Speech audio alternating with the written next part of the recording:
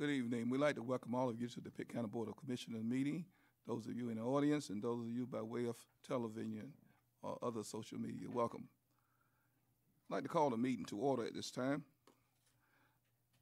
And those are present, please raise your right hand. Thank you.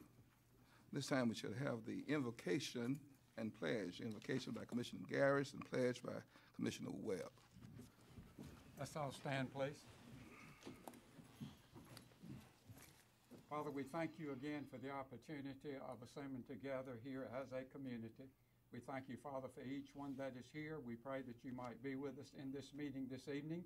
Help each one of us to voice our opinions with love and respect for one another. We have a great community, and help us never to forget that that is the foundation of this great community, love and respect for each other, even though on some issues we may disagree.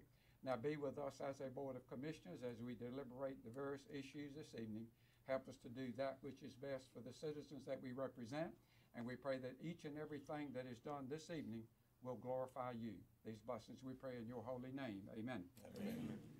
Please face the flag. I pledge allegiance to the flag of the United States of America and to the republic for which it stands, one nation, under God, indivisible, with liberty and justice for all. And it's time to approve of the agenda, Mr. Manager. Yes, Mr. Chairman. Before you have a revised agenda, we have switched up the public hearing and public addresses so that public addresses would come first, so you can handle those and then move into the formal public hearings that have been advertised for tonight. Very good. Move approval, Mr. Chairman. Second. It's been moved and properly second that we approve the agenda as stated. All in favor, let it be known by raising your right hand. All opposed? Motion carries. Madam Attorney, before the public address to the board. Yes, Mr. Chairman. As we generally state, Pitt County welcomes comments on all matters of public concern. Please remain seated until you are called up to speak. When called, please state your name, address, and the name of any organization that you may be representing. Each speaker will be allowed 3 minutes to speak, and the public comment period will last for 30 minutes in total. I will keep your time. For efficiency, individuals who share the same comments are encouraged to designate a spokesperson who will be allowed 5 minutes to speak on behalf of the group. Those in a group may stand to show their agreement. If you have been designated as the spokesperson for a group, please say so before you begin your comments so that the group may be recognized and your time extended to 5 minutes. All speakers are expected to follow proper decorum and deliver comments in a respectful manner. And pursuant to this board's rules of procedures, commissioners are expected not to comment on matters brought to the board during this time, but to delay action or comment until staff has had an opportunity to research the subject matter and report necessary and relevant information to all members of the board. Mr. Chairman, if I may, I understand from the sign-up sheet that there are multiple comments this evening that relate to the statute. And so I wanted to share for the information of the board and the public, wanted to remind the board of our limitations set forth by the General Assembly, that in 2015, the General Assembly enacted General Statute 100-2.1, which limits the removal of an object of remembrance. The law defines an object of remembrance, and that is a monument, memorial, plaque, statue, marker, or display of permanent character that commemorates an event, person, or military service that is part of North Carolina's history. Current law prohibits the permanent removal of an object of remembrance. The law does allow relocation in order to preserve an object or when necessary for construction, renovation, or reconfiguration of buildings, open spaces, parking, or transportation projects. However, relocation must be to a site of similar prominence, honor, visibility, availability, and access within the jurisdiction, and may not be relocated to a museum, cemetery, or mausoleum unless that was its original placement. Remind you that the county commissioners are bound by and limited by this state law. And with that, you may proceed. Thank you very much. Mr. Manager, Yes. have anyone that signed up to speak? And those of, as stated, that want to speak and on behalf of a group, certainly allowed to come before us. But at this time, Mr. Manager, who do we have first? Yes, sir, Mr. Chairman. If Charles Creed will come forward, give us your name, address, and just come to the podium, please.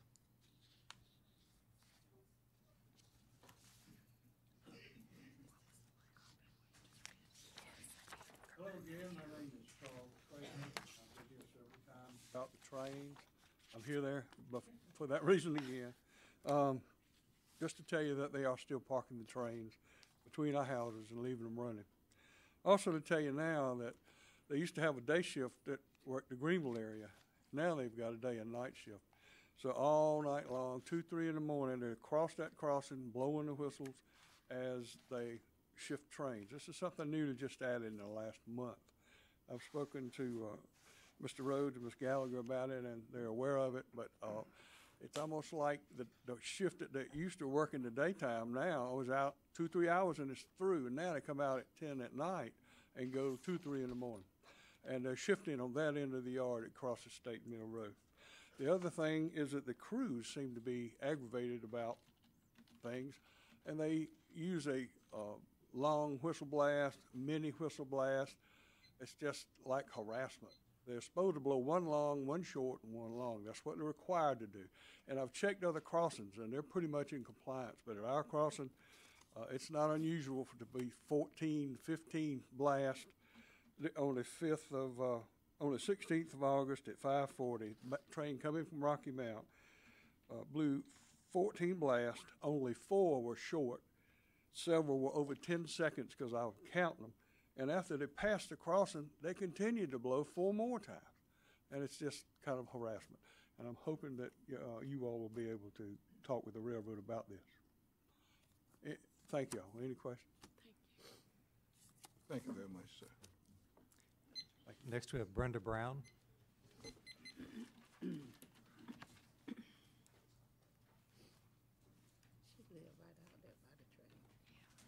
Good afternoon. I'm Brenda Brown on 1861 Staten Mills Road, and I am a resident of dealing with a train that run all night long. I have to get up out of my bed sometimes when they come. I don't know whether they're going to leave, so I just go to my mama's house to get me some sleep. They sat there last Monday night from about 7:30 until about 11:30. Running full blast, 2 engines parked between our houses with the train running, 2 engines. And it was just so unbearable. I called everybody that I knew and let them and stand on my back porch just so that they could hear what I had to listen to for those few hours compared to all this other stuff that's been going on. It's just ridiculous. It's time to do something about it. If we wanted to be around a lot of noise, we would have moved in town, but that's the reason why I moved in the country, for peace and quiet, and that train is not helping nothing. And that's all I have to say. Thank you. Next, we have Joseph Briley.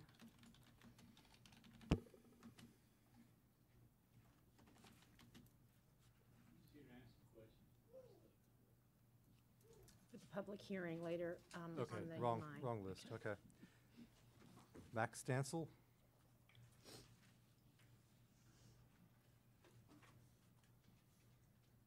Max, okay.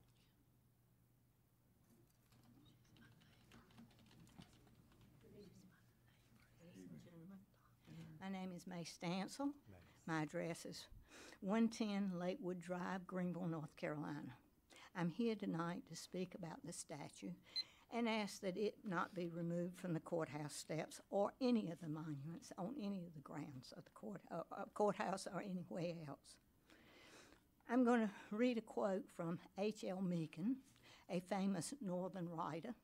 He wrote, "It was the Confederate soldiers lying unburied outside the cemetery of Gettysburg who fought for the right of the people to govern themselves.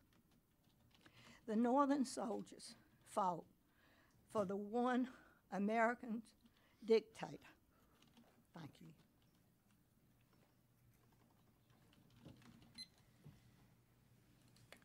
Next, we have Shinevery Cherry. If I've pronounced the first name correctly.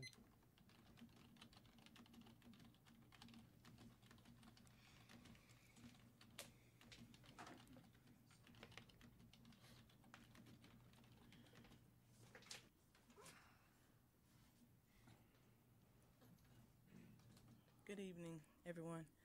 I'm here because I signed the petition to have the Confederate monument located downtown at the courthouse removed.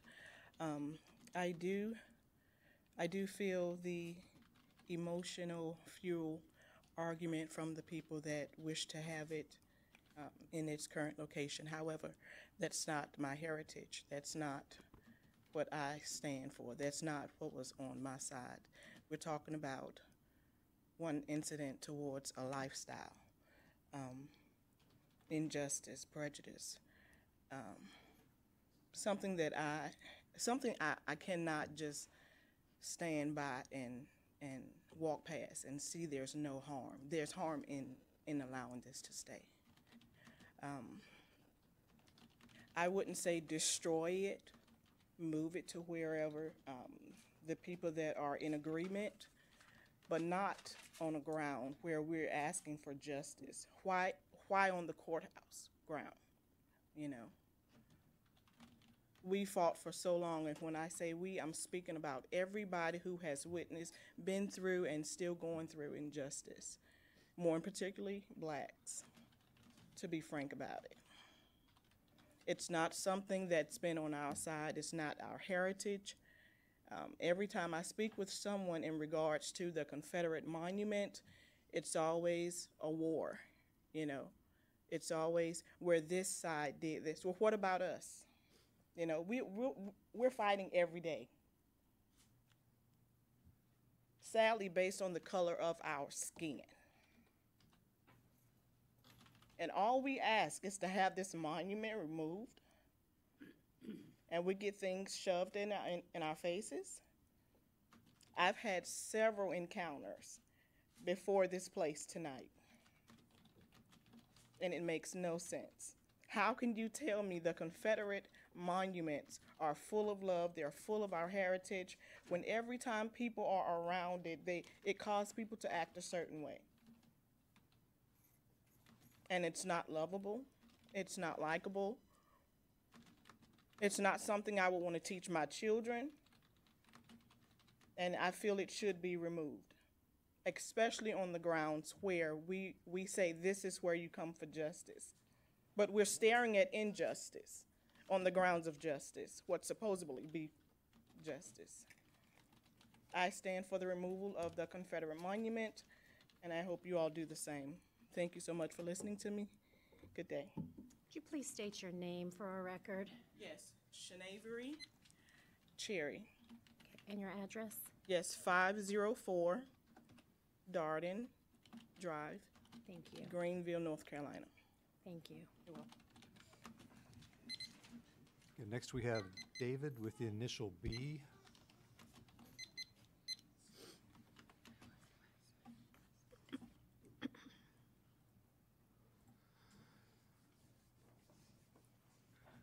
If you will, give us your full name and address. Yes, sir. David Buchanan, 3400 Front Gate Drive, Greenville, North Carolina. I'm here to speak on behalf of the statue in terms of its removal. I come from a long history of family in the military, me, myself being a Navy veteran, and I can't speak on anyone's heritage in this matter. This is not where I even come from in that regard. My point is more an academic one. I'm going to school to become a teacher, and left and right I see a lot of different topics covered on a semi-regular basis on any subject you can name. And every single one of them in a literature classroom is open to interpretation, and that's justifiable. Everything's open to interpretation. And we could argue about that every day, but if we're going solely on history, if that is our basis, this is not asking for erasure. This is asking for a justifiable placement. I stand by the previous comments about justice versus injustice. Courthouse makes no sense.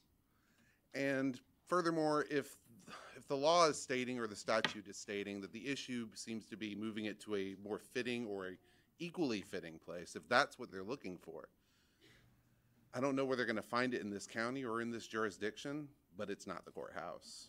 Put it in a museum on the campus. Put it in a museum for art history. It's certainly an artistic thing. It's a sculpture. Put it where sculptures belong. It's a memorial. Put it where memorials belong. A courthouse makes about as much sense as putting the commandments out of the courthouse. Exactly. And the statute seems to oddly include cemeteries and mausoleums in that list of things to avoid. I'm not entirely sure why. I don't know what the process for this is. I've never done anything like this before. The only thing I know is if enough people say enough of the same thing, people listen. You might not be able to get it changed tomorrow. You might not have any effect on it right now legally, but enough people send the letters to the right person, the right ears hear it. Maybe in time, the legislature will turn around. We can turn around the statute. I'm not really sure. But I can tell you what we have plenty of right here is time, and I don't plan on going anywhere. And that's my 2 cents. Next, we have Chris Rickson.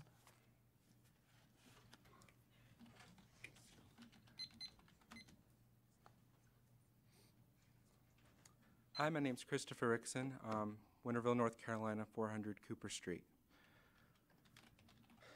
With malice toward none, with charity for all, with firmness in the right as God gives us to seek to see the right, let us strive on to finish the work we are in, to bind up the nation's wounds, to care for him who shall have borne the battle, and for his widow and his orphan, to do all which may achieve and cherish a just and lasting peace among ourselves and with all nations. President Abraham Lincoln. I think it's time to set the record straight when it comes to what the monument at the courthouse stands for. A lot of people like to say that the Civil War was about a war that the South fought because of Northern aggression, when that simply is not the case.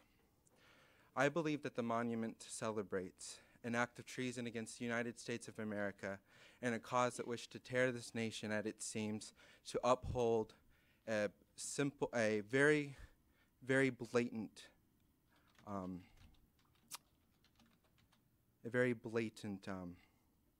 betrayal of civilized ideals. To the people of color in our community, having that statue stand at the grounds of the courthouse is unfair, and it is not just. It is an injustice that sits at the doors of a place where our community seeks out justice. In 1909, the NAACP was founded. In 1914, this monument was erected on the courthouse grounds. Research shows that most of these monuments that celebrate the Confederacy and our Confederate dead were always in reaction to people of color and marginalized communities gaining advancements into spaces they once were not allowed into because of laws that were not respectable, as is the statute that still stands today in 2015. Governor Roy Cooper has said that these Confederate monuments must come down. I do believe that the county commissioners can work with the state and can make a formal request to the governor and to the state and work with the state in removing and relocating the statue.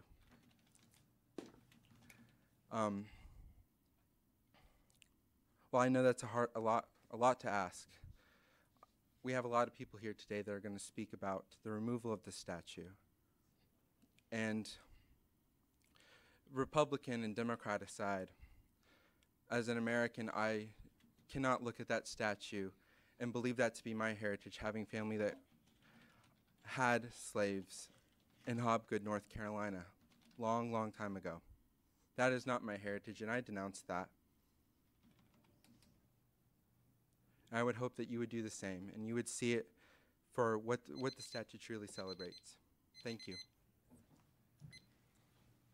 Next, Don Cavallini.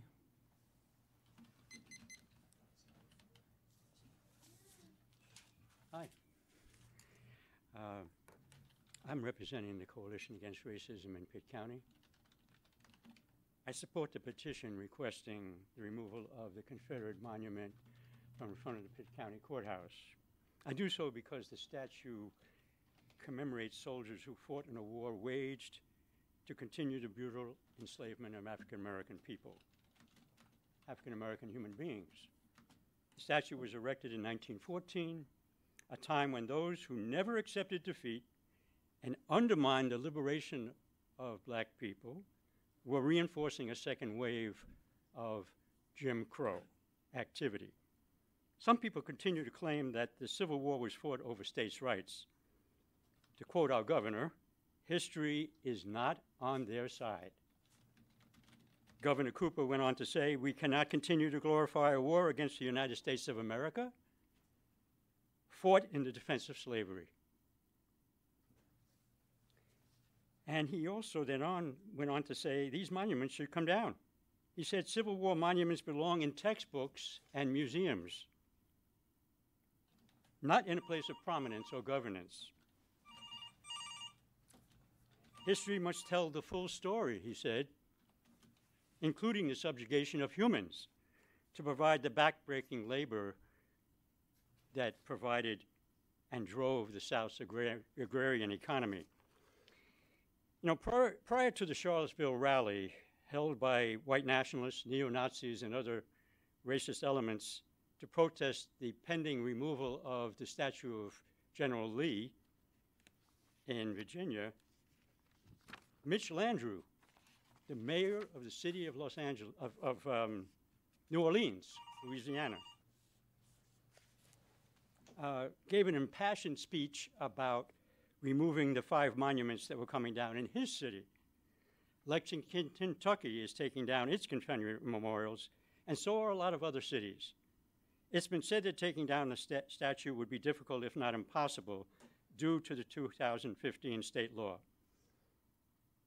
And that's most notably been given as a reason by Commissioner Glenn Webb. But unjust laws can and have been changed. There is a significant precedent for this commission to send a will of the commission reflecting the views of the most impacted when they come to the courthouse seeking justice. You didn't hesitate to do just that when the state took away some of our local tax revenues. And you didn't hesitate to do that when the state weighed in. You even weighed in on a failure of the state to fund their fair share of Medicaid. So there is such a thing as will of the commission. And I hope at this time you will not be silent, because silence can be deadly. Next we have Deshaun Webb.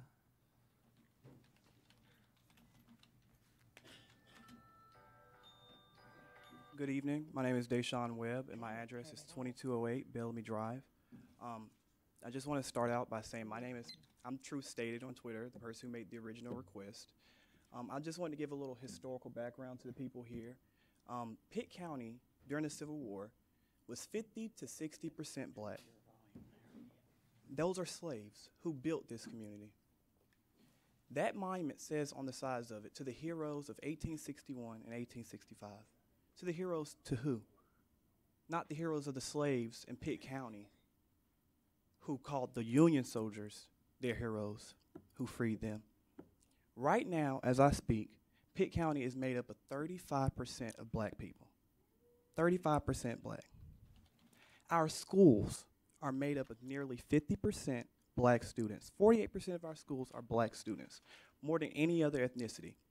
That monument in front of a courthouse is not acceptable, not only to the people who stayed in this community during the time of Civil War, during the time of the Civil Rights Movement, and now, but also to the new generation who's coming up.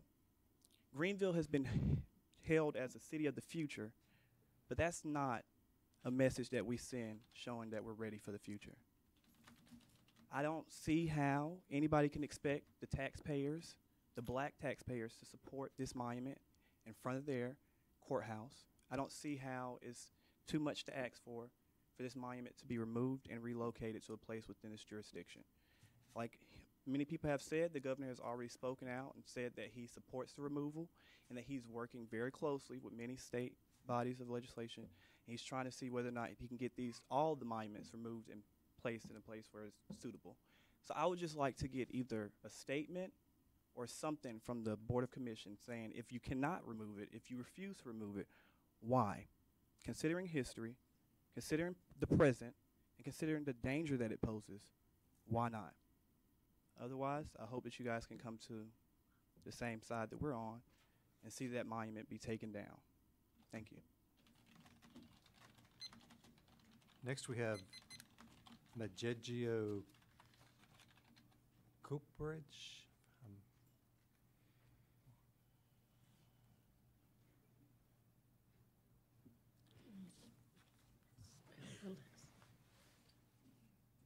Is it Maggie? Coppage?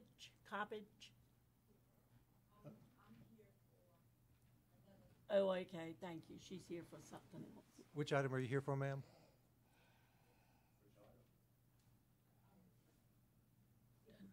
Doesn't matter, it's not Okay. this. All right, we'll come back to you. Next, another item. Nancy Colville?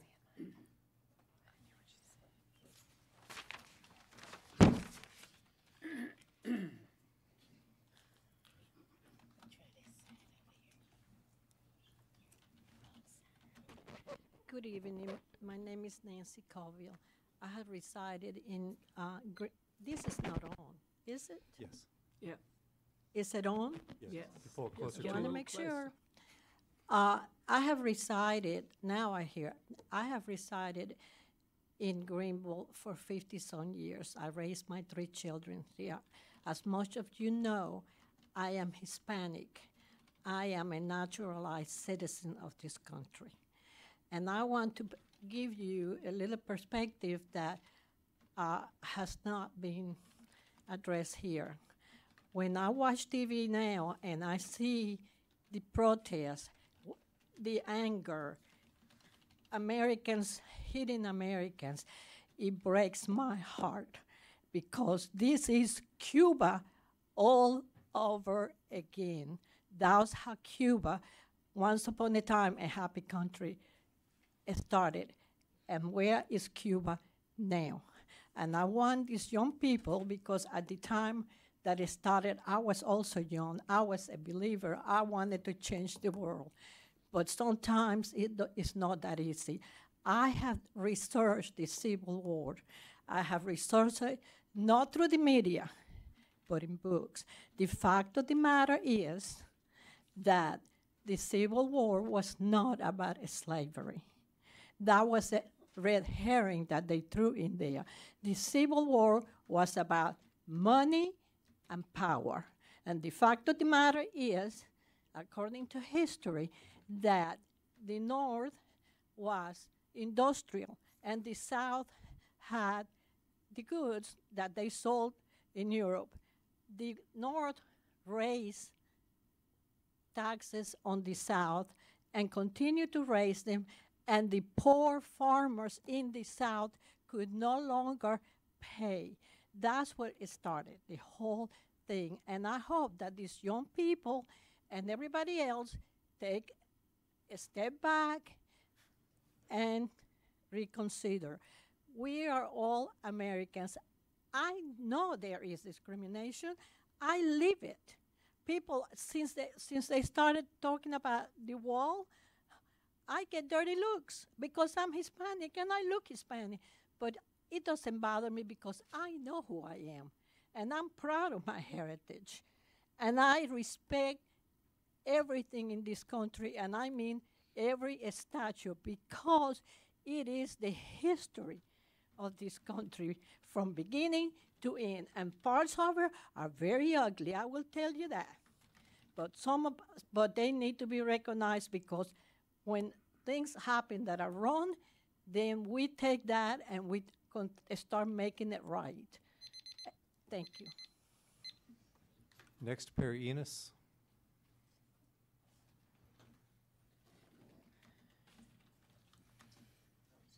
Good evening. My name is Perry Ennis. I reside at 1302 Casey Brook Court, Greenville, and I'm here to just address the comments on the monument being removed. I agree with the lady who just spoke. What we have is a monument that reminds us of our history. As ugly and as wicked as it was, as heart-wrenching as it was our history. All of our history. And the monument is a memorial to people that died. And I think that we need to keep it. In North Carolina, during the Civil War, there were more soldiers that perished from our state than any other state in the Confederacy. I actually think the first soldier that died was from Pitt County.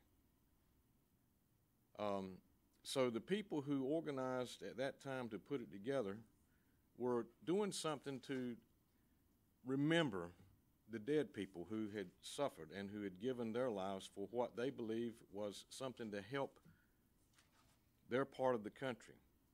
Not necessarily the right to keep slaves, because if you look at the percentage of the people that fought in the Civil War who owned slaves, the percentage would be very, very, very small. You didn't have planters out there in the war putting their life on the line. You had a bunch of poor, and most of the times country folks, farmers, young boys especially, carrying rifles that weren't trained. They were just going by the seat of their pants, going, you know, we need to try to fight for our state.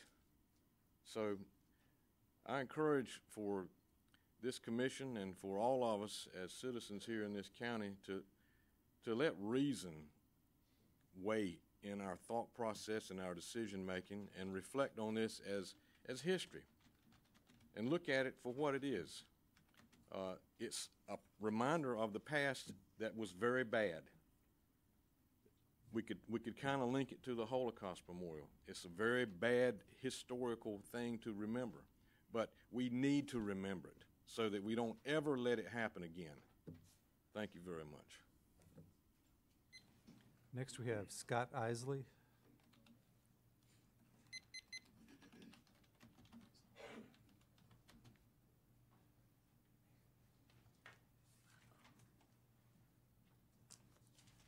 How are y'all doing today? My name is Scott Isley. I'm from around Pitt County. I live at 1285 West Point Drive. I'm here to speak on behalf of the statue as far as just being a young person.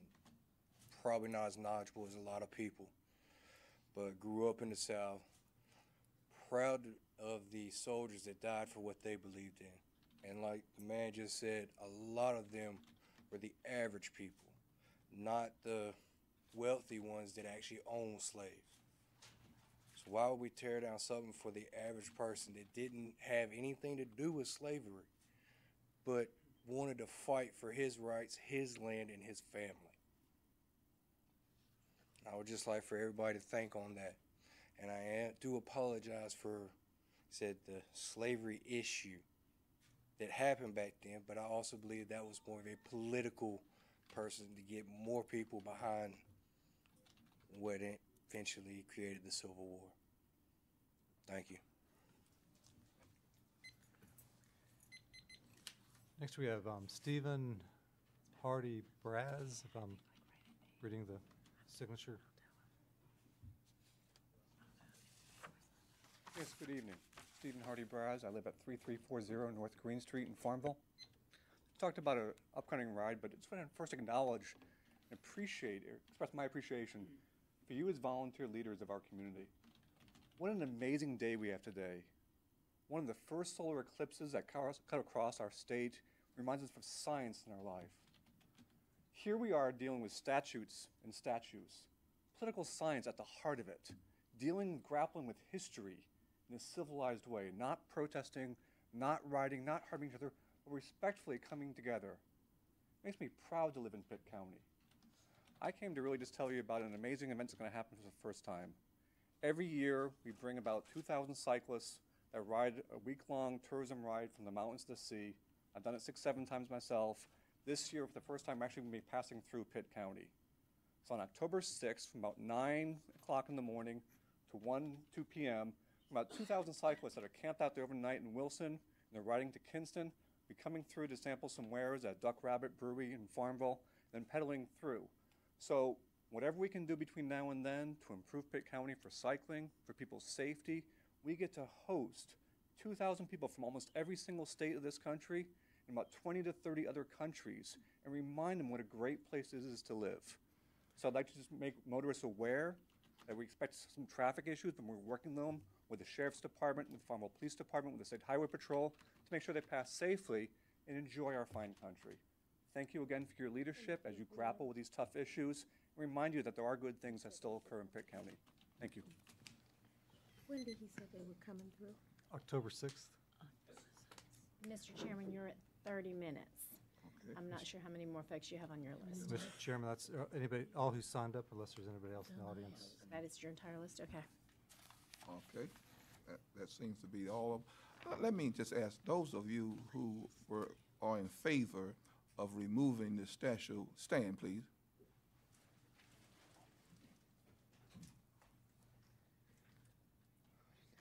Thank you very much. Those of you who oppose, likewise, stand. Thank you very much. I think this is good for the commissioner to see the representation here tonight. Thank you very much for your comments. Mr. Manager. All right, next on the agenda, we have public hearings.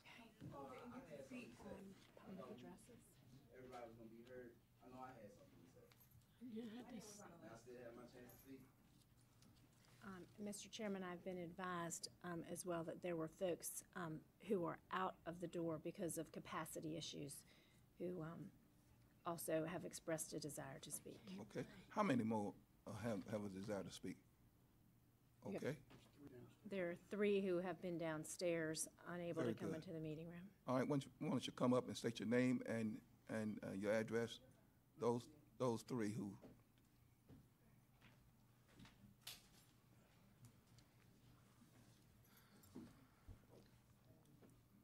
Mae Ross, 2124 Flagstone Court, Greenville, North Carolina.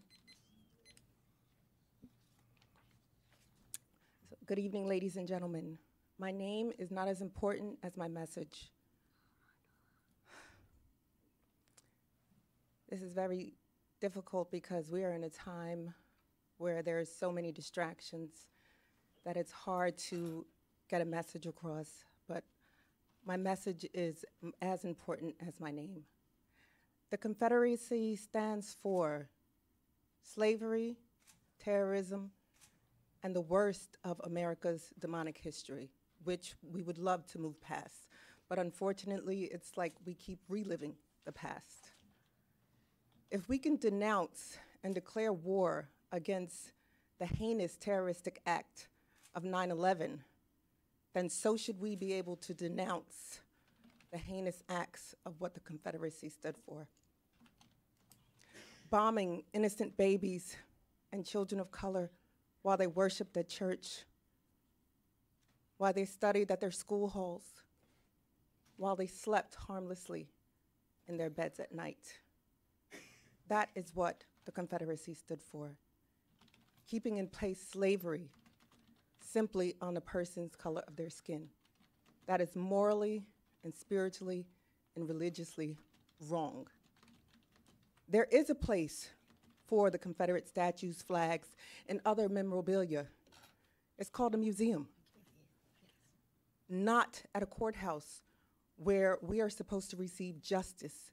You cannot walk past injustice and expect to receive justice.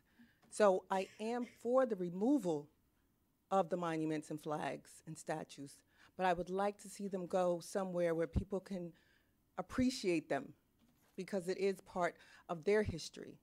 But we all have a history, and we must celebrate and acknowledge that. That is the only way we can move forward. So I hope that your votes are votes for the constituency of Pitt County and not just the very few.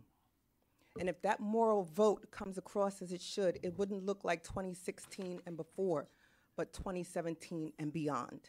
Thank you. Next, please. If you state your name and address. My name is Matthew Roberts. I live at 1213 Cross Creek Circle. And first I would like to say removing the statue does not remove it from history.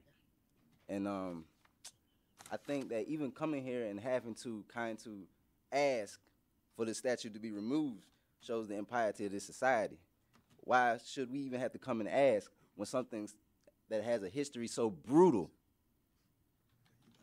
especially when it comes to African American people, gets a place in on on government ground, on property.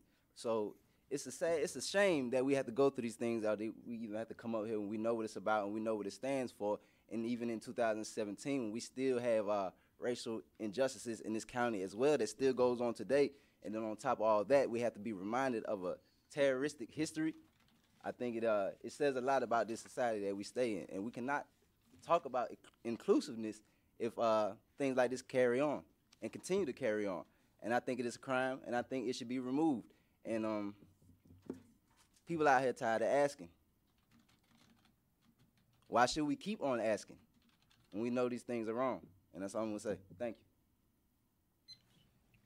you. Okay, next, please. Hello, my name is Kayla Anderson. I live at 430 Lake Road, and I would just like to speak on the fact that these statues, a lot of people seem to be lauding them as if they're a memorial to something great. These statues were not erected directly after the Civil War. These statues were not erected by people who wanted to commemorate the Civil War. These statues were erected over 45 years later. The statue standing in front of the courthouse today was erected by Governor Craig Locke. And as a member of the State House, his goal, his claim to fame, was working to disenfranchise African American voters. On top of that, the statue in Durham, for instance, that was brought down not too long ago, it was brought down by a handful of people. It was brought down easily because these statues were not carefully crafted. These statues were mass-produced during 2 periods of time, during the Jim Crow era and during the Civil Rights Movement. They were erected specifically to remind Black people of their place in this society. And there's absolutely no reason why we can't remember history in a different way. If you want to claim that those statues commemorate heroes of the Civil War, why are there no statues of Nat Turner? Why are there no statues of Harriet Tubman? Why are there no statues of the people who actually fought to free others, not the people who fought to keep them in bondage? We can remember history. We don't have to forget it. Germany doesn't forget their history, but they also don't have statues of Third Reich officials on government property. It's just, if this country is supposed to stand for equality, then those are not the people that I believe should be praised, should be elevated, should be put on a pedestal that's almost taller than the courthouse itself. I personally would like to see everyone in this county be able to go to that courthouse and feel like they are not disenfranchised anymore. And we're never going to get there if we keep fighting to claim that these people fought for states' rights. They fought for the state's right to have slaves. The agrarian society was built on the backs of slaves. It's the reason for the economic disparity between the South and the North. So to say that it was for anything else means you haven't read the secession documents. Every single state had to submit a document to explain why they wanted to secede from the Union, which, by the way, was an act of treason.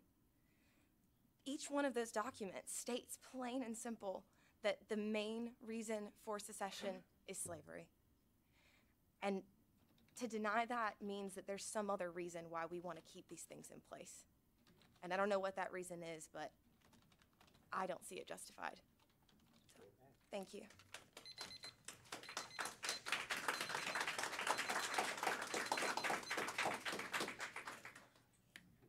I understand that there are several of you back in the back that wasn't able to come. You was on the outside, so we're going to allow you to speak at this time. My name is Charles Pace. Been living in Greenville all my life. I want to say a word in favor of. Could you speak in the microphone, please? Our monuments are not. I want to say a word in favor of leaving our monuments alone. History is history. Russia and the communist countries were noted for tearing down the monuments, trying to reinvent history. The truth of the matter is the war was fought for economic reasons and nothing else. My own ancestors went to war with their colored friends with them. The people in Frederick, Maryland reported there was many colored people walking along with Stonewall Jackson's army. There was white people. And unlike the northern soldiers, the southern boys were just buddies. so you can see the way they acted. In 1787, the Constitution that we now live under was written. It replaced 3 previous constitutions, which had required 2/3 vote for the levying of taxes in Congress and tariffs. The 4th Constitution, the one we live under now, changed that from a 2/3 vote to a simple majority. That gave the more numerous North the controlling vote in Congress, and they proceeded to raise tariffs every 5 years after the new Union was established. The South complained, got nowhere with it. When the Southern states seceded in 1861, one of the most famous abolitionists in America said that the war that the North was making on the South had nothing to do with slavery. It was due to money, and that it was properly called the businessman's war. In 1787, a farmer from Virginia named George Mason begged the South to not sign and to not vote for establishing the Union with a proviso that Congress could raise tariffs and taxes on a simple majority vote. But the northern states outnumbered the southern states, and North Carolina and Virginia went ahead and voted to stay with the new Constitution.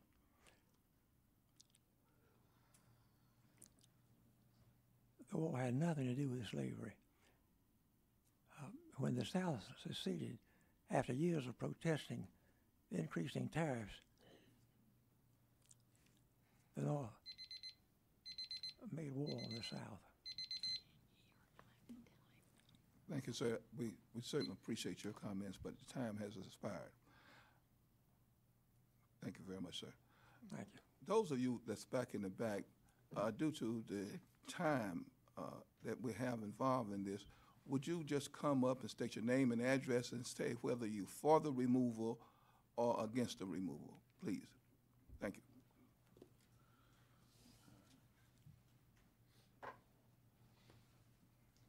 Patricia Garrison, and I live in Beaufort County. And I am opposed to the removal of our monuments. And I could only reiterate many of the points of those that are pro and anti-removal. I think we all need to step back as Americans and think about what's happening to our country. And again, I am opposed to the removal of our monuments.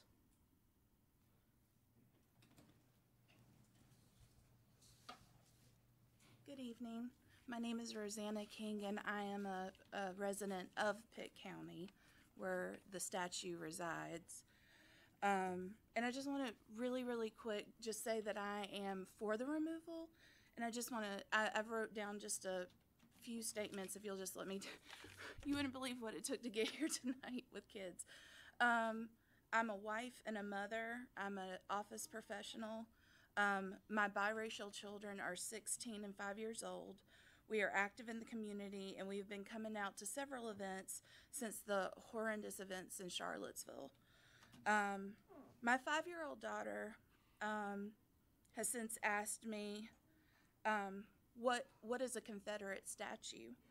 And I pointed out that the statue that we pass probably 4 times a week, and I had to explain to her how that specifically affects her. I told her that the Civil War was fought over slaves' rights, and how the Confederate state fought to secede from the United States, and how one of those main rights that was to continue the enslavement of descendants of Africans. And some of those were her ancestors. They were her mothers and fathers, or her father's mother and father. I apologize. And then I had to explain what plantation life would be for her. And I'll wrap it up now. I wish I could explain to you the look on her face when I had to explain to her what her life would have been on a plantation and how she probably would have been sold. So I just want you to think about how that statue represents for our children, and specifically children of people of color. Thank you. Good evening, everyone. I know you said that you want us to just state if we're for or against. Well, I am for the removal of the monument, and I just have quick words, and I will get out of you guys' hair. I don't mean to waste your guys' time or anything. But growing up in this society as a young black male, I was taught to fear and to be aware of racism. I've faced racism on many occasions, and allowing this monument to continue to stand allows things that I have gone through to continue to happen as if it's okay. The monument at the courthouse represents a dark past of hatred and oppression. Knowing that these so-called heroes fought for something like slavery, where my ancestors were beaten, killed, raped, starved, held against their will, and sold off like items at an auction, is sickening. Is this the America that you want your kids to grow up in, your grandkids? Do you want them to live in a nation where we memorialize people who fought for oppression and the enslavement of human beings? Stop the fear. Take the monument down, please. Can we have your name? Jihad Carter, and I'm a student at East Carolina University. I currently live on campus. Thank you. Okay, thank you very much. And we appreciate all comments that's been given on this issue, and we shall keep those in consideration as we move forward. Mr. Manager. Again, next, Mr. Chairman, if we can transition to the public hearings on the agenda. I'm not sure if we have folks in another location who need to come up for this. But we do have 3 public hearings to consider. You may want to give a moment or two for the audience to transition.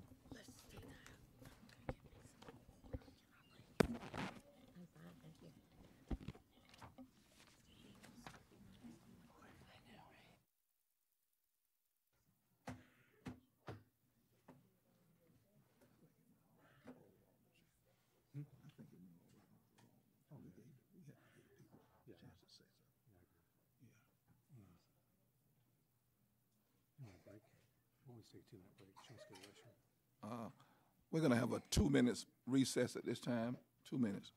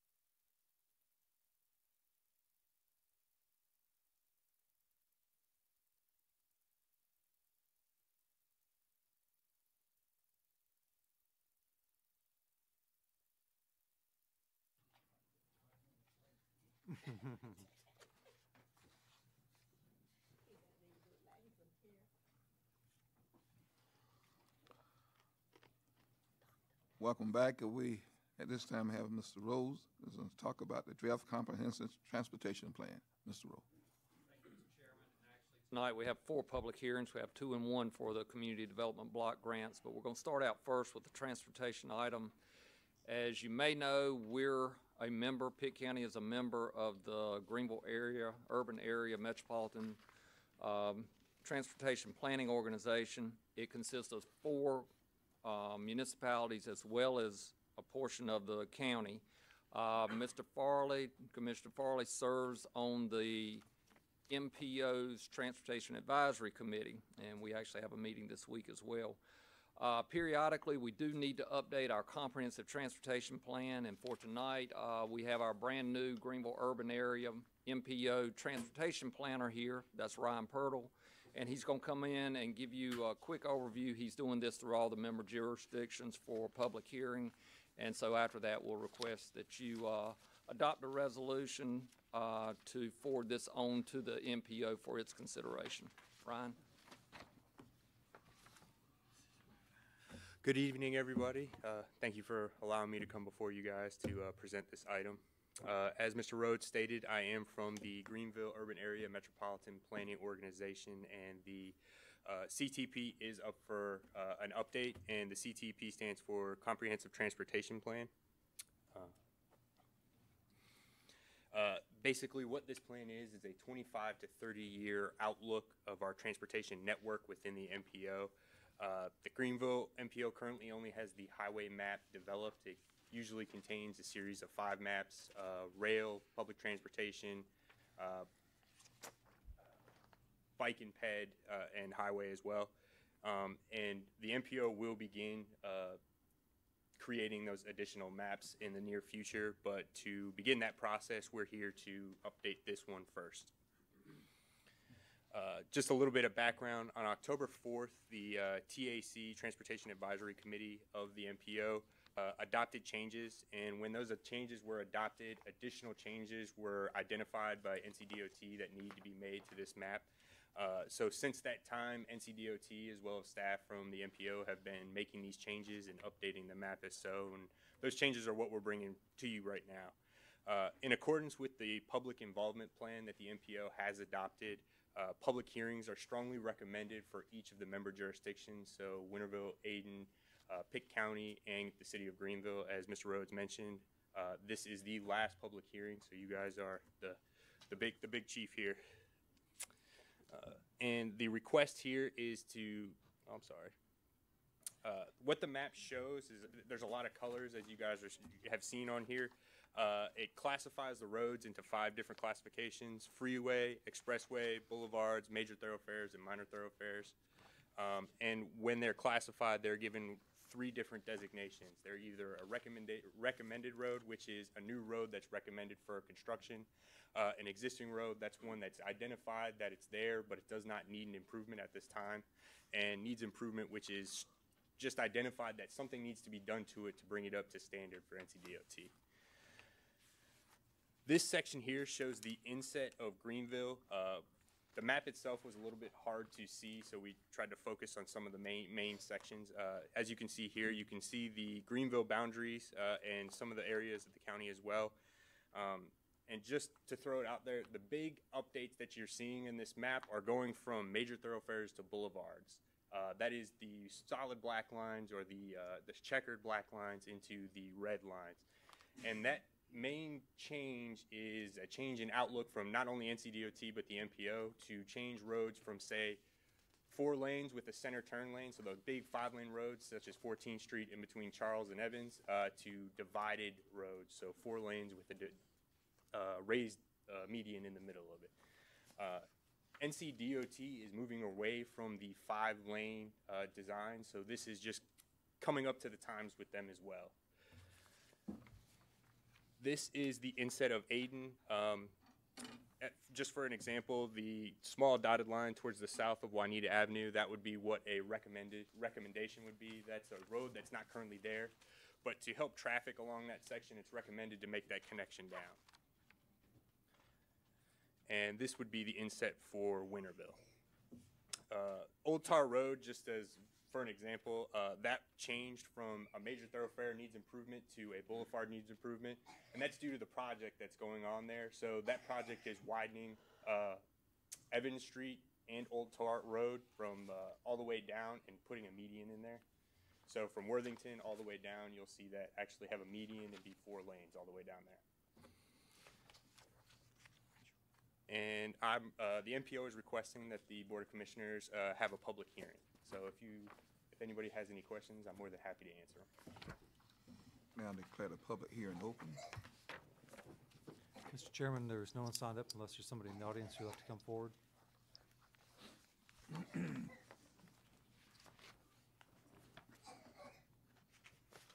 State your name again and your address, please. Good evening again. Stephen Hardy Braz, 3340 North Green Street in Farmville.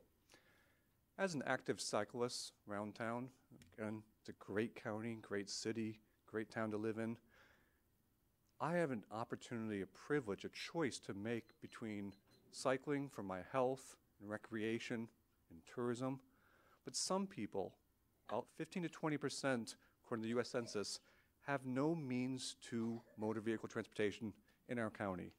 They get to church, school, home, shopping, food, daycare, what have you. When we've heard again and again from Dr. John Merrow repeatedly from the county about the health issues here and the need for a built environment to include more access for more people, especially in low-income areas, to address obesity and diabetes and whatnot, to include a health plan or to include a transportation plan that still continues to often silo issues of biking and PED separate from a major highway program, denies people full access. I'd like to make sure that these highway plans always include complete streets. So I know, for example, working with NCDOT in the city of Greenville, Allen Road Extension, for example, which wasn't mentioned tonight, they do plan on including bike lanes and sidewalks in there when it's within city limits. When it's in county limits, there is no plan yet, my understanding, to include those sidewalks. I think a more comprehensive plan to make sure the county is working with the city, with the MPO, and then outlining areas like Farmville to make sure we have better connectivity for all people would be helpful. So I'd like to make sure this plan and other plans in the future include access for everyone.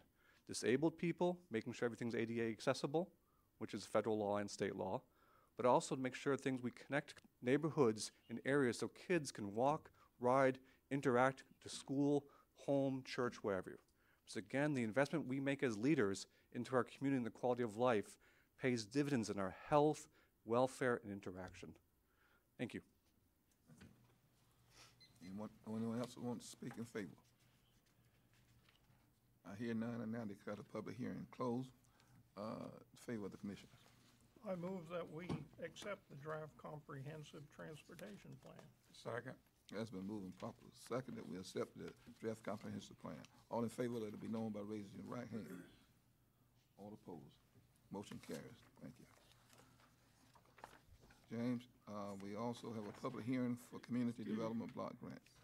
Yes, Mr. Chairman, and again, this is a set of public hearings. The first one is for the Community Development Block Grant Infrastructure funding. And as you well know, the current Candlewick Sanitary Sewer District project is being funded through the CDBG-I program. We've talked with you about this previously. We're now under contract with the construction group to actually put in the force main along Stantonsburg Road and run to the Candlewick Area Sanitary District, and that's shown in gold here. Of course, when we brought this back to you with the prices the way they are now, we were only able to service a small number of the households that are actually located within that district. So Mike Barnett with McDavid and Associates is here tonight to talk a little bit about the next round of funding and kind of set the stage for hopefully extending further sewer into Candlewick Area Sanitary District. Mike. Thank you, Jay. My name again is Mike Barnett. I work with McDavid Associates in Farmville. I'm a program manager with the CDBG program. The county must conduct a public hearing as a part of the development of any CDBG application. CDBG, of course, is a HUD-funded activity, so there's certain activities that go along with HUD-related projects.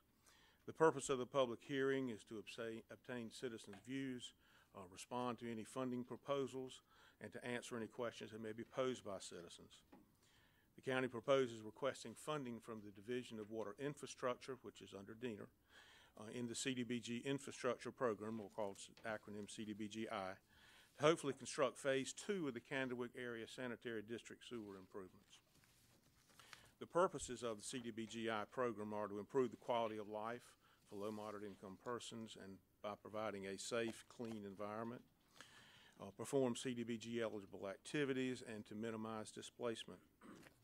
The fiscal year 2017 funding for the CDBGI statewide is $22 million. The county can receive up to $2 million every 3 years. The application deadline is September 29th of this year. The two activities that the CDBGI program can fund, the first is water improvements, and the water improvements resolve water loss and low pressure, eliminate contaminated and dry wells, residential wells. There's a priority to regionalize water systems and to improve water treatment facilities, either through rehabilitation or replacement. The second activity of the CDBGI program is a sewer activity. And those improvements are to resolve inflow infiltration and surcharges in existing systems, extend lines into areas with failing septic tanks, and address the public health needs that are associated with failing septic tanks, and to approve sewer treatment facilities where appropriate. Proposed application that we are looking into is a $2 million application to extend sewer within the existing Candlewick Area Sanitary District. We have discussed this project with capital improvement planning. We've also conducted an area meeting to inform the citizens and to get citizen feedback on the proposed activities. Because this is HUD funding, if you are awarded, and you've had CDBG programs before, you will be required to comply with ADA and Section 504, which are both handicap and disability activities, Davis-Bacon, and 3 or 4 other labor acts that are associated with construction. You'll be required to adopt some compliance plans of citizen participation, equal employment opportunity, fair housing, language access, relocation assistance, Section 3, and excessive force provisions. The application will be available for public review at the Pitt County Development Services Building. Of course, this is at 1728 Hospital Drive. And any complaints, grievances, or comments should be submitted in writing to the County Planning Office, and the county will respond to those complaints, grievances, or comments within 10 calendar days.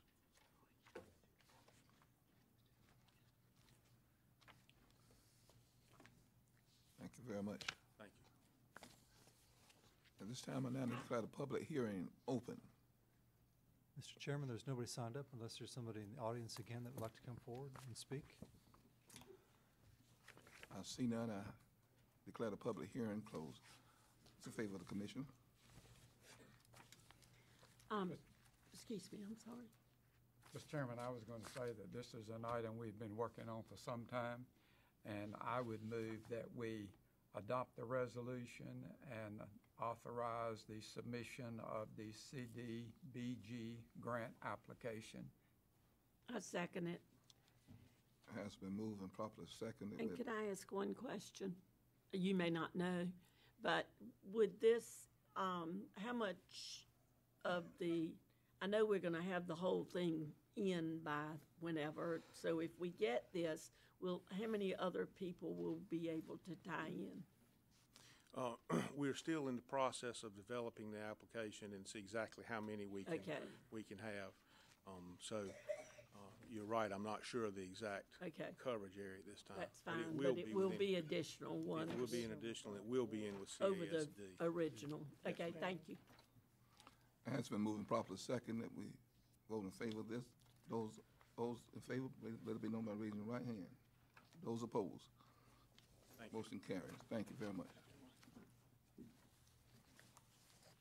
Mr. Rhodes. Second community development block grant is for disaster recovery, and as we've mentioned to you, we've started building a comprehensive recovery program here for the county for some of the grants that we've received already. We've spoken with you about the buyout program. We only had 11 out of 73 properties that were approved for that. So we're proceeding on with that as soon as we get our grant contract in from the state. Housing repair program, we do have these funds in-house. We'll be meeting with the Mideast Commission tomorrow, as well as our other contractor. And we've had 18 applicants already approved for this particular one, and this is for the rehab program. So the CDBG DR project will actually fill in a few of the gaps. What we're looking at in particular are replacement housing units. That is something that we're not funded for right now, and we've got a big need for, as well as repairs to homes that might cost more than $40,000. And that's something we'll have to sort out through work write-ups and all. So tonight, we wanted to hold a public hearing on this. We have received a lot of information through our public intake, application intake sessions, and we feel like this is a needed program, and we're recommending that we proceed on with an application for this after the public hearing. Mr. Chairman. Thank you very much. I now declare the public hearing open. Anyone? Again, no one has signed up. Anyone in the audience wish to speak? I hear none. I now declare the public hearing closed. Commissioner comment. I'd like to move that we approve. Second. That's been moved and properly second that we receive this. All in favor, let it be known by raising your right hand. All opposed. Ayes have it. Thank you, Mr. And just one note to go along with this, the county manager just forwarded information from last week. The state has designated Pitt County as a second tier community as far as flood recovery is concerned. We had 4 that was tier 1. We're in tier 2. Funds are now available through the NC Disaster Recovery Act. So we'll have availability of that funding. The good news here is we don't have to hold a public hearing for that. We'll be proceeding on with an application for that in mid-September. So that will provide other rehabilitation, home rehabilitation services for our unmet needs. Our final public hearing tonight is for a rezoning request that you dealt with previously. It's actually a conditional use permit for the Hatcher Mine. This particular site, of course, is located Shepherd Mill Road and its intersection with Ward Bridge Road. When this was approved about 3 months ago now, there was a condition placed on, if you'll remember, there were some issues with repairing the buffer areas. We have 100-foot repair, 100-foot buffer area that's to be maintained, and there was some movement within that area. So tonight, as part of this process, it will need to go back through a quasi-judicial procedure, and with that, there are a number of things that I need to broach to the board as well as the viewing audience and the people in the audience here. We do have the request specifically for one item and one condition, and that is concerning the restoration of the buffers. And we're asking that that be the sole item considered tonight, and that's what the request is based on. Your standard procedures for quasi-judicial activities, establishing the facts, anyone wishing to speak needs to be under oath, and we will be collecting evidence just as in court of law. No ex parte communication and written findings of fact are required. Any appeals will go to Superior Court. And with that, we'll ask the clerk to swear in anyone that wishes to speak on this item tonight.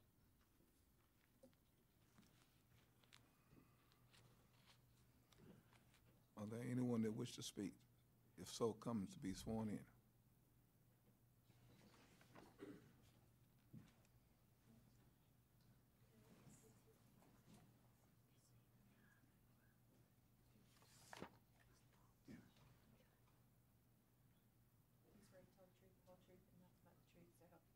I do. Thanks.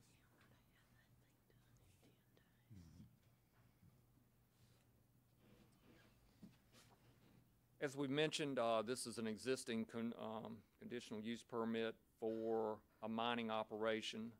This is property owned by James and Jerry Emmert, and it is a rather large tract with several acres that are being mined at this current time. When this was approved back in May, the board did add the condition that within 60 days, all the required buffers would be restored. At this point in time, as evidence in the letter that came before you as part of this request, both the owner and the operator feel like they underestimated the amount of materials it would take to go back into these areas, as well as some weather conditions that have occurred during this time. So at this point, they're requesting an additional 120 days, basically 6 months to complete the restoration of the buffers. And this, of course, would take us through the next 4 months. So by the end of the year, if this is approved, the buffers would be restored. There are some number of logs within your package tonight that indicates the type of weather that has transpired over the last 60 days. Staff has been on site a couple of times during that time at the end of the 60-day period, and again last Friday, just to see the work that's been done. When we were there on Friday of last week, there was a tremendous amount of surface water in certain areas that would have normally been dry, but due to some of the rainfall events of late, it was areas that they could not really get in and effectively mine at the time and move dirt to restore the buffers. The extension, of course, also would include the 30 days that's transpired since the 60 days has elapsed, and that was in July 22nd. So since that time, today being August 21st, we've got an additional 30 days there as well. So graphically on the screen, you can see this is the full area that we're contending with. You may recall the creek, the boundary between Pitt County and Beaufort County is here. This mine is a little bit removed from that creek. The area that's been excavated is generally right along here in the dark gray. And also you can see areas that went within the 100-year buffer, and we'll blow that up a little bit. The red dotted line is the 100-year buffer. You can see areas here, they've started restoring area in green, just adjacent to the property line here. And a larger area that you may recall there was an open field on this south side. You can see a larger area has been restored, so the entire area that crossed the property line and a significant area within the boundary of the sand mine itself has been restored. And this is just an indication. This is along the north line. You can see some of the materials that have been moved in there to restore the buffer. And more importantly, this is on the south side, again, that had if you can barely see that flag right here with the stake, that's actually the property line. You can see where it's been restored on the opposite side of the property line that actually encroached on someone else's property, and then a good ways within the boundary of the property itself. And you can see the mine back in this area. That's the water. So on the back side, that's been mined for a longer period of time, these areas have been restored as well. These areas in green, the area shown in red is yet to be restored. And this will give you a perspective here along this northern line. There's a tremendous amount of material that has to go in. This is a rather deep pit, and you can see the type of material they're trying to bring in. It has to be dried out to some extent before they can actually haul it in and start building back the buffer. That's just another perspective. So as far as staff's recommendations tonight, Mr. Chairman, we'd have two. Just like with any conditional use permit, we have to acknowledge that the request is complete and complies with the zoning ordinance. And secondly, that we also recommend, given some of the factors that have been involved, that the board consider granting an additional 120 days to extend or to restore the buffer within the 100-foot area within the property. So with that, public hearings, next step. Thank you. Now I declare the public hearing open. I think we did have someone assigned to speak. Yes, I believe we had Joseph Briley and Maggie Cooperage.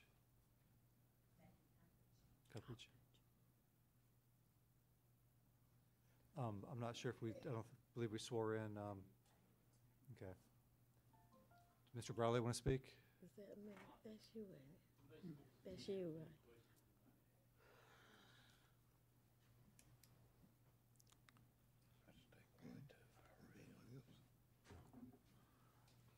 Have anyone else to speak? I hear none, so I now declare the public hearing closed. What's the pleasure of the commissioners? Mr. Chairman, for the sake of the buffer, I move the approval. Second. Has been moved and properly second that we approve this request. Before we vote, I'd like to just make a statement. Yes, ma'am. To me, this was one of the most important things that came up when we realized that this had happened, and we've been talking about this for a long time. And yes, the weather has been bad, and I totally understand that, and I'm sure the best effort has been made that could be made. But I sure do hope that this will be a focus in the next 120 days, and when either before or on that 120th day, this land has been restored back to those homeowners, because that was just not something that I feel like we in the county can tolerate happening again. Thank you, and I'm ready to vote. Thank you. All in favor of the said motion, let it be known by raising your right hand. All opposed, motion carries. Thank you. At this time, Mr. Manager. Okay, at this time we have items to report. First report is from Lisa Wainwright with Trillium Health Resources.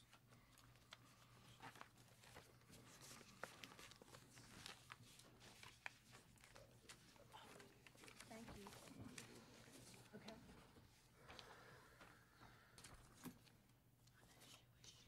Yeah, there we go. That's you, right? That's me.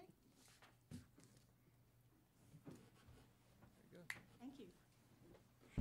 Thank you, Mr. Chairman and members of the commission. I appreciate the opportunity to be with you this evening to give you a little update on what's going on with Trillium Health Resources. And as the manager said, I'm Lisa Wainwright. I'm the CEO of Trillium. Just as a little refresher and actually some sort of new news, Trillium serves 25 counties in eastern North Carolina. We added Nash County effective July 1 of 2017. Pitt County is our home base, although we have offices all over everywhere else. We serve about 52,650 people a year. About 8,000 people in Pitt County receive services in the past year. Breakdown by the three areas that we serve, 77% of the people we serve have a mental health need, 17% have substance use disorders, that of course is growing with the opioid epidemic, and 6% with intellectual and developmental disabilities. Our money does not break down along those same lines because most folks with mental illness receive more of an episodic kind of service and hopefully achieve recovery and no longer are dependent upon services and supports, whereas folks with intellectual and developmental disabilities have chronic needs and require year-long supports. Our funding, 70% of our budget comes from the state Medicaid agency, 25% is state-only funds. Oh, I'm sorry, these are people being served. 70% receive Medicaid-only funded services, 25% receive state-funded only services, and only about 5% of the people we serve get both funding sources. Our budget's a little less than $463 million. 82% of that is Medicaid, 13% state. County dollars in our budget only account for a little over 1.25%, but they are probably our most critically important funding source because they are so flexible and let us fill in all the holes that the federal government and the state funding don't address. 92% of our dollars go directly to contracted providers for services, and only at about 8% do we spend ourselves.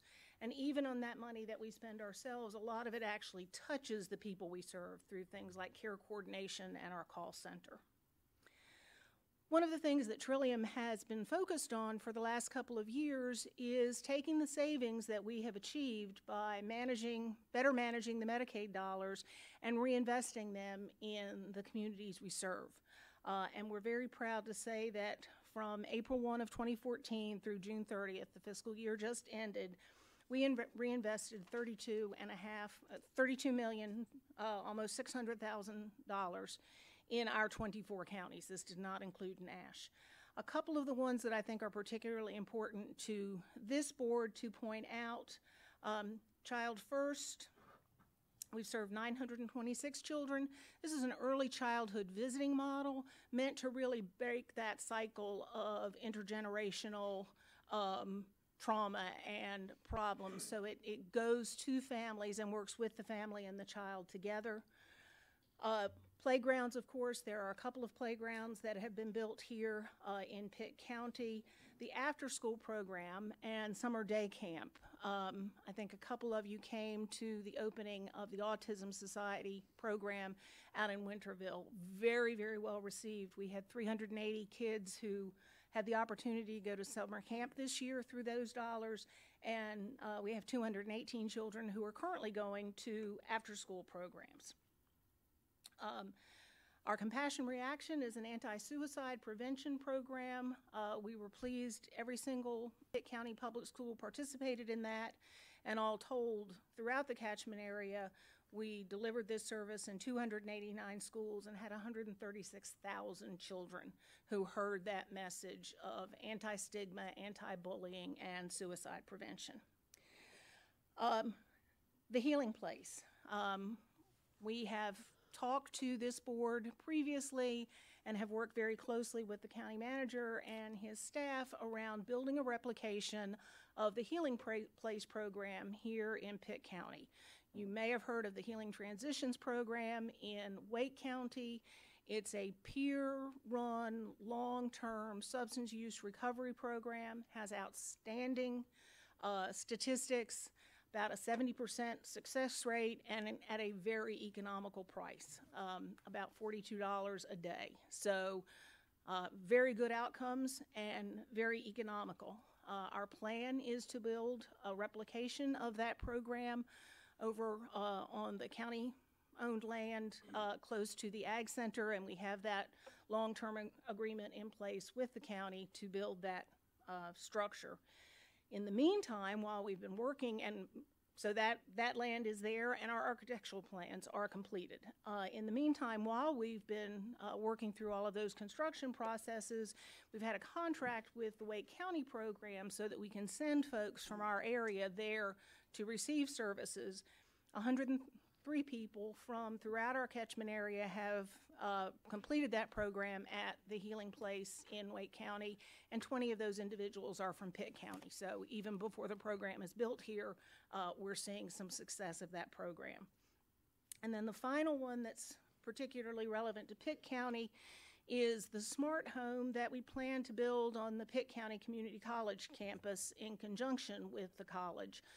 The goal here is to have a home light setting, teach construction trades, how to build an inclusive house, and provide a place where consumers and families and everyone can go see what this type of technology would look like in a home setting.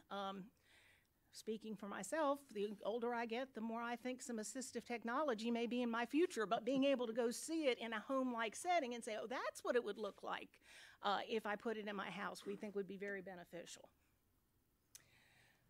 But there has been a little bit of a bump in the road because the General Assembly for the past 2 years and now in the current budget plans to continue to reduce state dollars to all 7 local management entities, managed care organizations, the 7 organizations like Trillium that serve the entire state.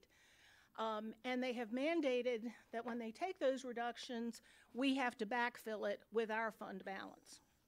So through June 30th of 2017, Trillium has spent $50,640,000 of our fund balance maintaining services that had previously been funded by state general fund appropriations. For the fiscal year, for the biennium coming up, we are slated to backfill in the amount of almost $200,000. I would point out, you see the big discrepancy between the $50 million and the $17 million. In large part, that is because we have reinvested our money. The General Assembly actually took somewhat less of a reduction this biennium overall. Trillium took a significantly lower portion of the reduction because of having done our reinvestment. So bottom line, where does that leave us? The reductions in the last biennium from the General Assembly were supposed to be non-recurring. They were supposed to take place in that biennium only, and then that money be restored. That did not happen. We had counted on that happening, but even though that part of the bargain was not kept, what was kept was the General Assembly did give us credit for all of the reinvestment that we had done. Had we not done the reinvestment projects that we've done, this reduction would have been more in the $50 million range, and some of our colleagues have seen reductions at that level. We remain financially sound. There should be no concern about our ability to continue to provide services, but obviously with this amount of money coming out of our fund balance, some reinvestment strategies are going to require a little bit of rethinking. Our board meets on Thursday of this week to reconsider everything that is left in the portfolio. I can assure this board that my board remains wholly committed to the Healing Place replication. We may have to come up with a little more creative way of securing all of the dollars to make that happen, but we absolutely do. We recognize the need when we proposed this to you probably 3 years ago, and if anything, we know the need has only gotten worse. And so the commitment remains there from Trillium to make this project a reality. It's unfortunately probably not going to be as smooth as we had originally hoped it would be. And here, just for Mr. Holder's benefit, since he is also a member of our board, our books for June 30th are still in the process of being closed, as I'm sure are yours, with auditor's adjustments, but our projected fund balance at June 30, less the Medicaid risk reserve, which we are not permitted to spend, is $34 million. For the sake of argument, the cost of building one of the Healing Place buildings for about 150 beds came in at about $12,500,000. So you can see that with $34 million left, taking $12,500,000 out of that would put us below 30 days operating cash, which I'm quite sure your manager and your finance staff would caution you very strongly not to do on behalf of the county. Mr. Chair, with that, I'm happy to answer any questions. Thank you very much. I appreciate that. I do want to recognize Mr. Dave Peterson in the audience. He's the Central Regional Director, and appreciate you being here. And at this time, have any questions, comments? I participated in it's, to me, it was one of the grandest things that we had focused on in Pitt County in a while that could affect. And I think if somehow we are at a real dangerous place now in Pitt County as far as drugs are concerned in all of our towns, and not just Pitt County, but in the east. And I understand about the budget. The amount, did you say had come in at 12 million? About 12.5, yes. About 12.5. I think my wish would be that if there are some other projects that have not started, maybe they are the ones that need to sit back on the back burner, and I don't mean that in a negative way, except the problem that we have now is I think it's at a point to where we have to do something in this county to serve these people who are in need and want help. And we are not doing that now. I forgot the weekend that we had, did we not have 5 drug deaths? I was not in town. I read it in the paper coming back. But, I mean, and it just keeps mushrooming. It's getting larger and larger. So, and I know you realize that probably better than we do because your agency deals with these incidences and some of these problems that these people are having. So if there's any way that some of the projects that maybe have not been officially started, that maybe we might want to talk to the board or your board or whatever and see if we can get this project done, because it certainly is something that we need in this county. Yes. Thank you. Yes, and as I said, we absolutely understand that. To your point about, I kind of glossed over, but one of the other reinvestments, to your point about the overdose, we've spent about $48,000 with the North Carolina Harm Reduction Coalition and have distributed over 2,000 naloxone kits to law enforcement. And just on the overdose reversals that are reported to us, and obviously not all of them are, because they take place where somebody doesn't know they have occurred, but we've had 1,500 overdose reversals with the distribution of those naloxone kits. So that's a little bit of money, but it has saved lives. And that, it saves lives, but you those gotta get them into lives that treatment. we saved, the history shows that they move right back into it. Somehow it doesn't frighten them enough. But, and I know you know all of that. I just felt like I wanted you to know. And I think most of the commissioners feel the same way, that it's a very important thing for this county and our citizens. Thank you. Thank you. Yes, sir. Mr. Garrett. I agree that that is very important, and we want to make sure that happens because, again, it will relieve our jail space problem some, hopefully. But one of the things that you said that really alarmed me was your reduction in your fund balance because of the shortfall of the revenue from the state. And as if I remember the numbers, that has already pulled out about 60 million out of your fund balance? It's been 50 million thus far through June 30th. Through June 30th of 2019, it's projected to be another 17, so that would be almost $68 million over 4 years. Does the $34 million fund balance include that total 67 or just the 50? Currently, it just includes the 50. So when do you anticipate the state coming up with the money we need? Because you can't reduce your fund balance anymore. I mean, you got 34 now. You're talking about reducing to another 17. So what? Yes, sir. Would you like to How go do to you Raleigh feel with about me? that? Huh? Yeah. It's very concerning, and one of Is the that things. true with all of the mental health organizations? Yes, everyone has had this level of reduction. Not everyone, I will say, has reinvested to the extent that Trillium has. But yes, everybody is in the same boat. I was remiss. I should have thanked this board. You passed a resolution on our behalf prior to the General Assembly convening for the long session, encouraging them not to continue these reductions. And we are very grateful for your support in that. Unfortunately, that did not sway the day. Okay. If there's no other question, thank you very much for that Thank you. excellent report. Thank you. Thank you for a good job. We don't mean to make it sound like you don't think you're doing it. It's just, we're on your side, big time. At this time, we have Kathy Booker. Move we accept that report. Second. Has been moved and properly second that we accept the tax collection report. All those in favor, let it be known by raising your right hand. Those opposed, likewise. Motion carries. Scott, manager report.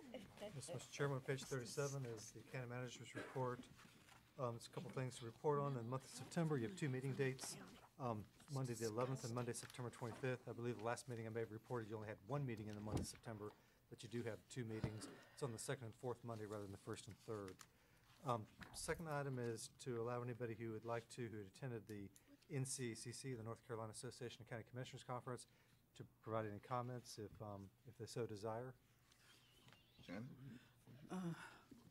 I first want to say I was honored to be the voting delegate for Pitt County at the business meeting in which we elected officers and first time in history, I think it was, in electing an African American female to the association as president, I believe. And it was interesting to me to know that all 100 counties participates in this association. So That was good to know. I attended several of the breakout sessions, ethics and for local elected officials, and the working effectively with state and federal elected officials and some others. And we were also glad to have our youth participate in the program. The youth that came before us from the Boys and Girls Club, so they were there. They got an opportunity to participate in budgetary,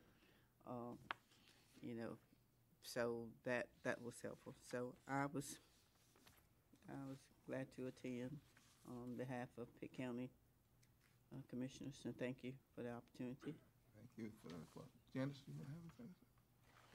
I echo Commissioner Floyd Huggins' comments. It was a very good conference, very meaningful educational sessions. I attended sessions on initiatives with regard to seniors and aging in the community, sessions with regard to other counties' experiences in addressing the opioid epidemic, and also had some fairly powerful keynote speakers. When our Boys and Girls Club youth were present, they got to hear an address from Mrs.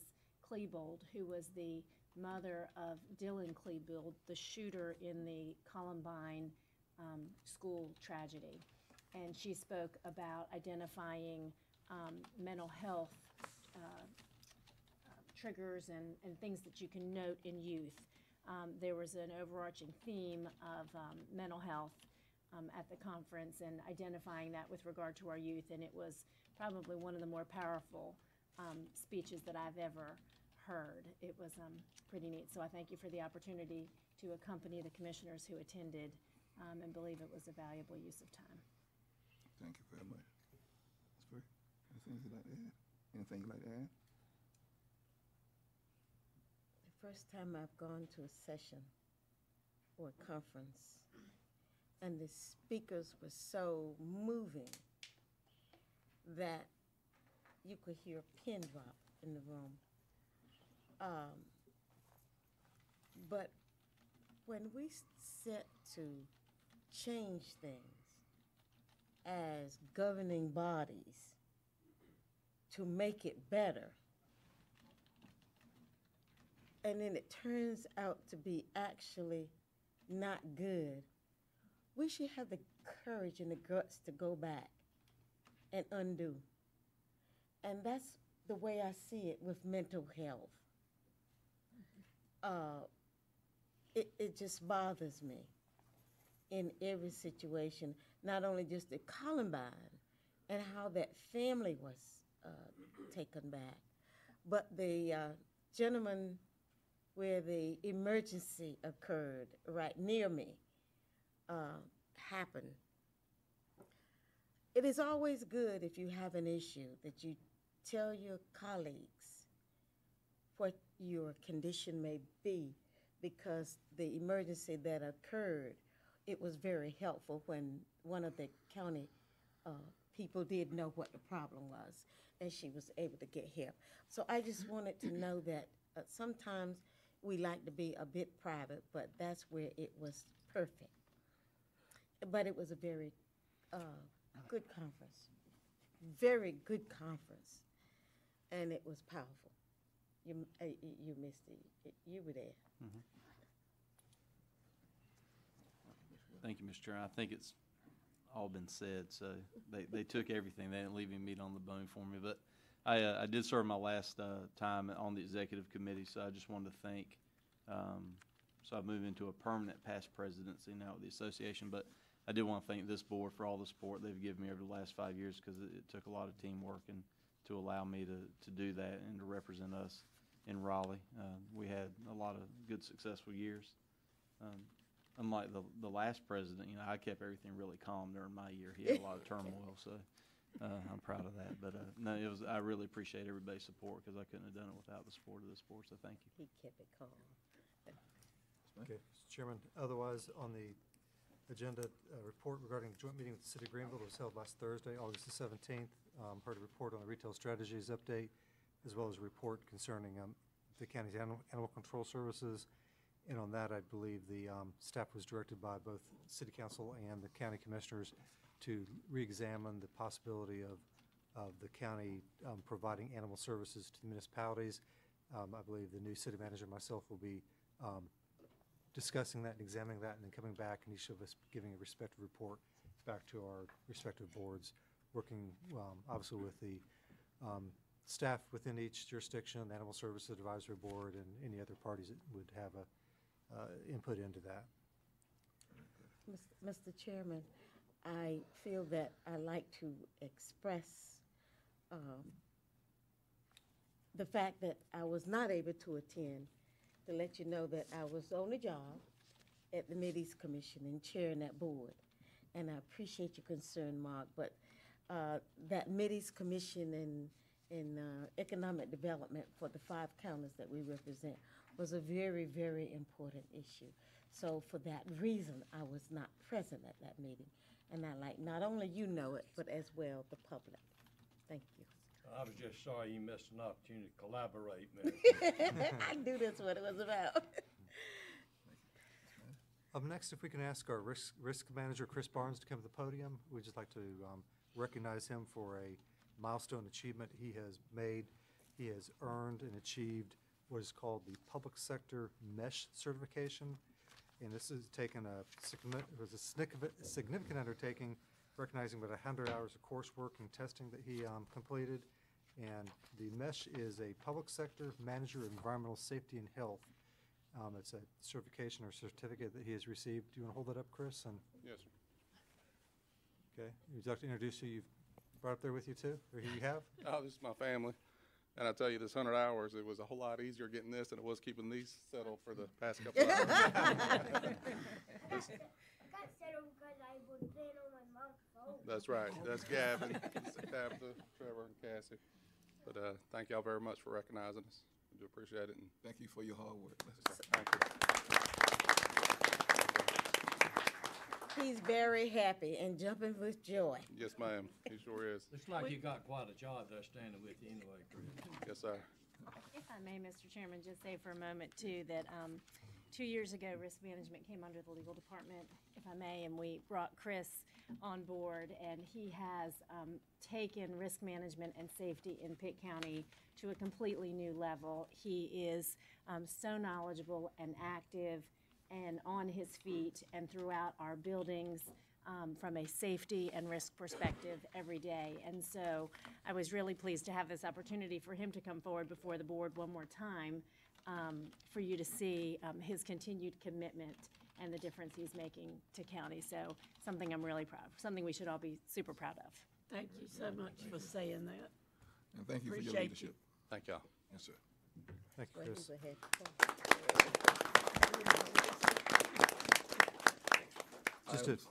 Just a few other items, if I can, real quickly.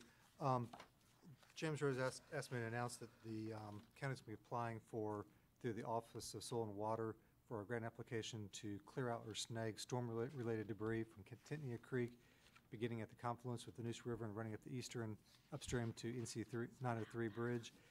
Funds are available for this. It does not require any local match, and assuming we have the board's consent, we'll move forward with this. You have our consent? Two other items, I'll move quickly. We have a wastewater issue dealing with septic tanks that we have communicated with our legislative delegation regarding a change in rules on that that's been vetoed by the governor, but we're concerned that the General Assembly may take it back up, and if Janice can just maybe briefly explain. Yes, very briefly, there was a provision inserted into a larger bill that would, in effect, take wastewater permits that were in effect from 2000 that would have normally expired within 5 years and extend them out until 2020. There are a number of reasons why this would pose significant challenges in Pitt County, but foremost because it will really deprive our citizens of the ability to use the most recent technology for wastewater systems. Because they'd be bound to old permits versus taking advantage of newer technology. I've worked with Dr. Morrow and Mark Phelps in the Environmental Health Division, and we have reached out to our local delegation by email on their behalf. They know it had not come before the full board yet, expressed really the factual concerns with the language in the bill itself. I have heard back that they will take our concerns into consideration very seriously if this is discussed in caucus, and we have urged them on behalf of the public health officials to not override the governor's veto on this particular bill. And so we will keep you advised on that. Do we have other counties that are affected also, and they have joined in? All counties are affected, and most have joined in that I know of, and the Association of Environmental Health Officials have been very vocal. I've also reached out to the Association of County Commissioners to seek their support. The entirety of the bill is not bad. There's this one section that was pushed in at a conference committee at the last minute. That's problematic, and we have been one voice among many in the opposition. So that's the one thing we want to pull out. Okay, Yes. thank you. In the last item, we received correspondence, Commissioner Farley, as his work with the NACO, the National Association of Counties, has been appointed to the Airport Subcommittee as one of their vice chairs, and just wanted to recognize his hard work on the national level with NACO. So I've had a lot of support from the excellent staff here. Very good. Thank you. That's all I had, Mr. Chairman. Okay. I move for approval of the consent agenda. That's been moved and properly seconded that we approve the item for consent. All in favor, let it be known by raising your right hand. All opposed? Ayes, carried. Thank you very much. Next item, Ms. Smith. The next item on page 74 is the revised resolution expressing concern with unfunded and underfunded federal and state mandates and expenditures. We have spent a little bit of time breaking this out between education expenses, DSS, and health expenses, whether they're underfunded or unfunded, and have gone through the resolution 2 or 3 times since the last meeting and revised it. We have it before you for your consideration. Mr. Chairman, Yes. after this resolution is dealt with, I hope we can find some way to put it out publicly so that our residents can see what is in it. Whether it's the GOTV and the website, so and blow it up so they can see it clearly as to the kinds of things that are not being funded by our legislature that we've got to pick up. I hope we can do that. Okay. Mr. Chairman? Yes, sir. This is an item we've been discussing now for several months, and it's been written and rewritten, and as far as I'm concerned, it looks good. I move that we approve it. I second it. That's been moved and properly second. We approve this. All in favor, let it be known by raising your right hand. All opposed? Ayes have it. Can we get it out? We will be sending it to all the members of the North Carolina General Assembly, and then at least to our federal legislative delegation, if not a wider audience. In terms of getting the word out to constituents within Pitt County, we'll discuss in On house. the websites and Right. on the medias We could put a link on our. that we own. That's We could what put I'm talking a about. link on the website That would be to the good. resolution saying you passed this and make it available to the citizens. I think one commissioner talked about having Ginger really, speak to it or print it or whatever when we finalize this. I think we kind of talked about That's that. what I was going to suggest, to have Ginger look at this in detail, and when she writes her wonderful articles about the work of the county commissioners, She's that such she great includes writer. this. Word for word. And Ginger, that has been unanimously approved. That shows how we appreciate your good work. Thank you very much. Next item, Mr. Manager. Next item, you have items for decision. Number 1, you have a budget amendment for Health Department for $17,403 on page Just approve 76. Can we move Dr. approval? Mah's, request. Second, Mark. Has been moved and properly second that we approve this budget amendment. All in favor, say a motion, let it be known by raising your right hand. All opposed? Ayes have it. Thank you very much. Next item, Mr. Manager. Yes, James Rhodes, I think, let's make a quick presentation on this. Okay. As opposed to the major modification we had with the sand mine at one of the public hearings, we have a minor modification of one of the other conditional use permits that was recently approved, and this was for C&C Stoneworks that's on 43 South. Just a little overview, you may recall this was a rezoning that was requested by Donnie and Wesley Taylor back in April, and we moved forward with a general industrial conditional district rezoning to allow a stonework business. This is on about 0.9 acres of land, and it is, like I said, just on 43 South, just past the Ivy Road intersection. And I'll show you a graphic in a minute, but basically this is to allow for an extension of the building that was shown on the site plan, as well as some additional parking spaces. This is your original site plan. Again, Highway 43, just along the frontage here. The building shown in red, and that also came with some screening around and buffering around the perimeter of the lot. Here is the new structure. You can see it's not quite 2,000 square foot larger, and it also includes 6 additional parking spaces in the rear. Staff did not believe this constituted a major modification, so therefore we're bringing it back before you with this type of change. It does require board action. And one of the items that would want to mention to you, you can see the bulk of the perimeter of the property is owned by the petitioners, the Taylors.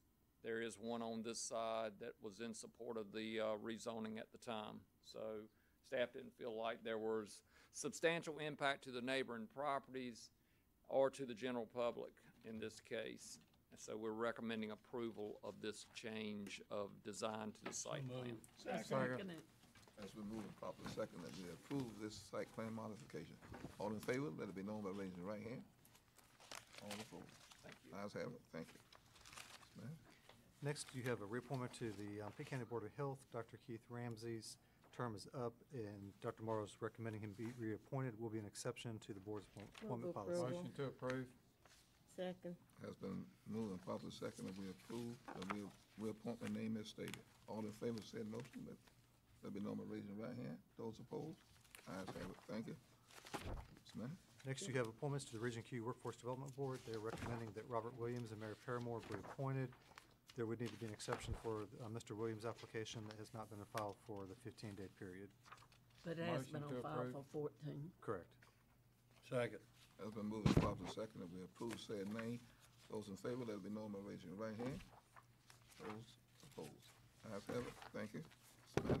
Next, you have on item 5, removal from Pitt County Nursing Home Adult Care Community Advisory Committee, recommending that Timothy Peden and Catherine McCabe be removed due to lack of attendance, and have the clerk send a letter of removal to each. Move approval. Just as a note, the clerk had sent them correspondence asking them their desire, they wanted to continue to serve. We had not heard back from either one. Move approval. Second. Has been moved and properly second that we are here to save request. All in favor, let it be known by raising your right hand. All opposed? Move to approve the next one. Second. Has been moved and properly second that we approve the Greenville Board of Adjustment removal. Those in favor, let it be known by raising your right hand. Those opposed? Thank you. Commissioner comments? Commissioner Webb. Thank you, Mr. Chairman. I think like one of the speakers tonight, I was very encouraged by the citizens showing up and everyone engaging in their local democracy in such a honorable fashion, giving their opinions and doing so in such a respectful way. It's very encouraging because that doesn't happen in every community. So that's the good note. On the bad note, I'm still sick of these trains. Maybe we need to fund a trip where we take Mr. Cradle and Miss I got her name. Brown. Miss Brown. Maybe we should take them up to the senator's office and blow a train whistle every half hour throughout the day. So maybe that'll get some attention up there so that maybe they finally lean on CSX to do something, because this is ridiculous. This has been going on for 2 years? And that's before it even got here. Before that, that's when we heard it. So, I mean, something needs to be done about it, because those It's not folks, their getting quality better. of life is being severely affected. And the train company obviously doesn't care, because they're not asking for them to stop running the trains or even blowing the whistles. They're just asking for some common courtesy as they operate their business, which is what we were told they would get when we approved the yard to be there. Thank you, Mr. Chairman.